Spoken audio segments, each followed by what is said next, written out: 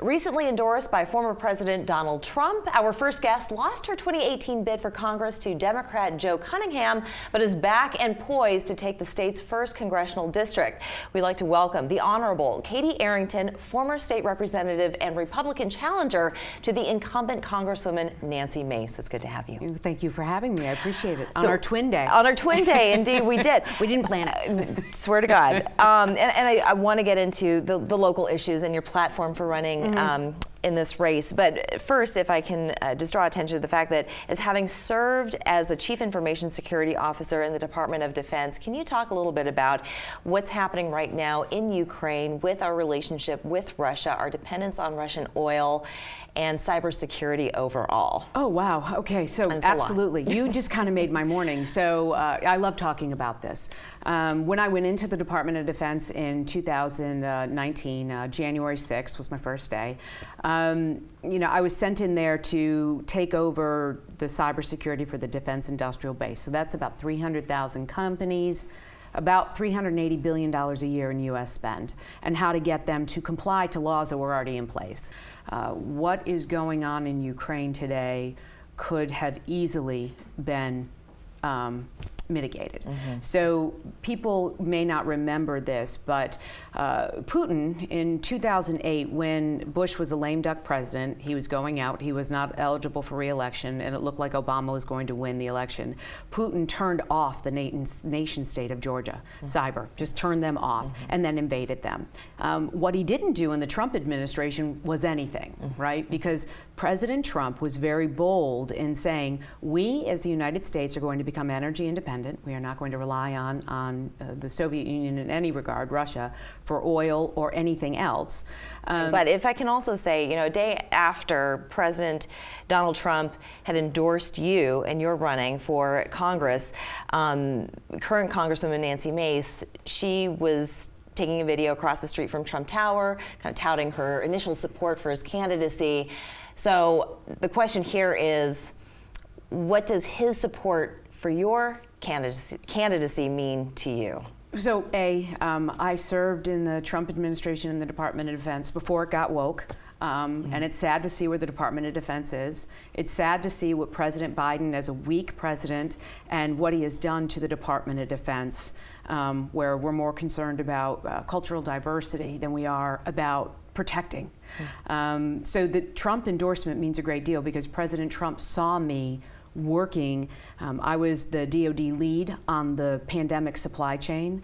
I was the FEMA HHS lead on acceleration during the supply chain, and I worked the cybersecurity around Operation Warp Speed. So President Trump didn't endorse me because he disliked Nancy Mace. He endorsed me because he watched what I did to save the nation. I'm a fighter, I'm a worker, I believe in what I'm doing, I'm a servant leader.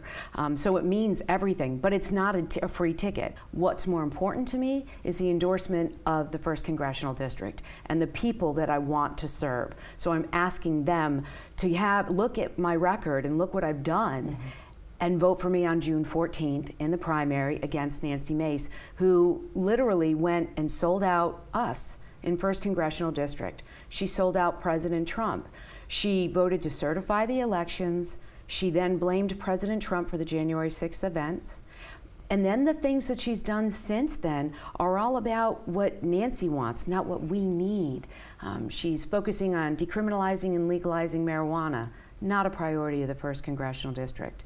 She's very much concerned about animal rights and making sure baby pandas don't go back to China. Not a priority of the Low Country. She's not working towards what we need. Inflation. We've got to get a hold of it. Well, it's very clear what your platform is, certainly. Sorry, thank you. I get very passionate. Well, we do need to take a break, but when we come back, I do have a few more questions about what you're running on coming up in this election. So we're going to be right back. Don't go anywhere. Welcome back. We've been chatting with former State Representative Katie Arrington about her run for the 1st Congressional District of South Carolina, which represents Charleston. Having represented both Charleston and Dorchester counties previously, what do you think has been your biggest success in that role? Oh gosh, so they used to getting legislation that had been sitting around for 20 plus years.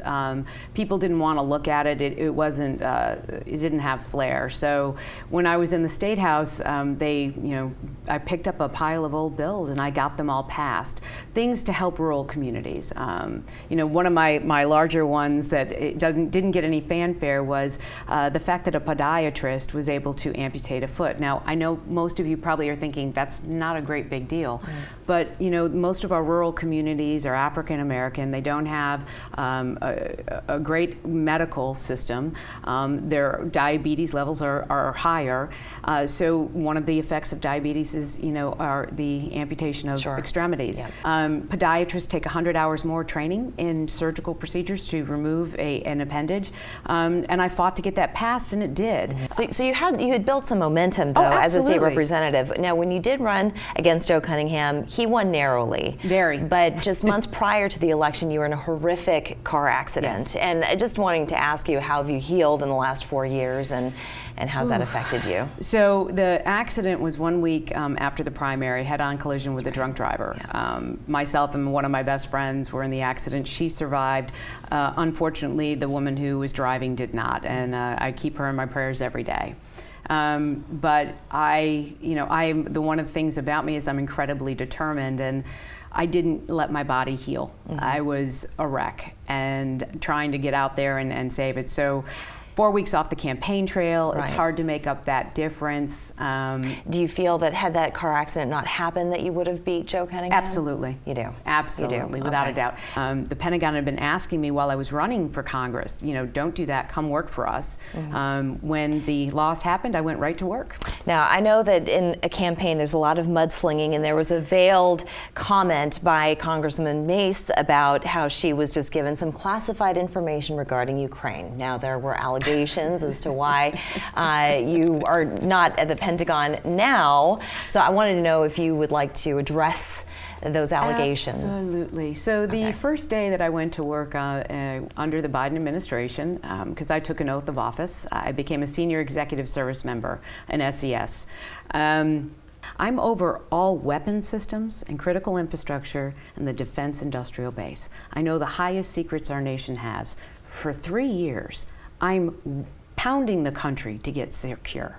The Biden administration comes in, and the first day, my new boss, a political appointee, said, I thought we'd fired all the Trump Republicans. So people, if you don't understand that the deep state is a real thing, it is a real thing.